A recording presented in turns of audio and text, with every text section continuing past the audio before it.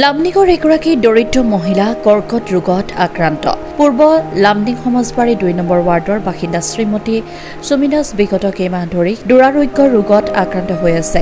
সদায়ে আনৰ ঘৰত কাম কৰি সংসাৰ চলোৱা দৰিদ্ৰ মহিলাগৰাকীৰ আজি চিকিৎসাৰ বাবে প্ৰয়োজন উন্নত চিকিৎসা আৰু ধন।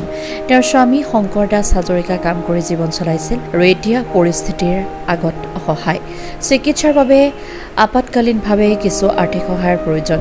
যদি কোনো হৃদয়বান ব্যক্তিয়ে সহায় আগবঢ়াব বিচাৰে অনুগ্ৰহ কৰি তলত দিয়া কিউআৰ কোড বা বেংক একাউণ্ট ডিটেইলছত সহায় আগবঢ়াব পাৰে।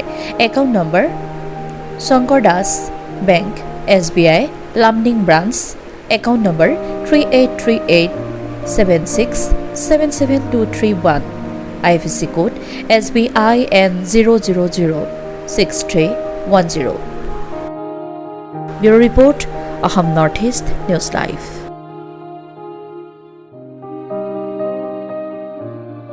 আমার মাইয়া সুমি দাস, আমি সুমির বাবা।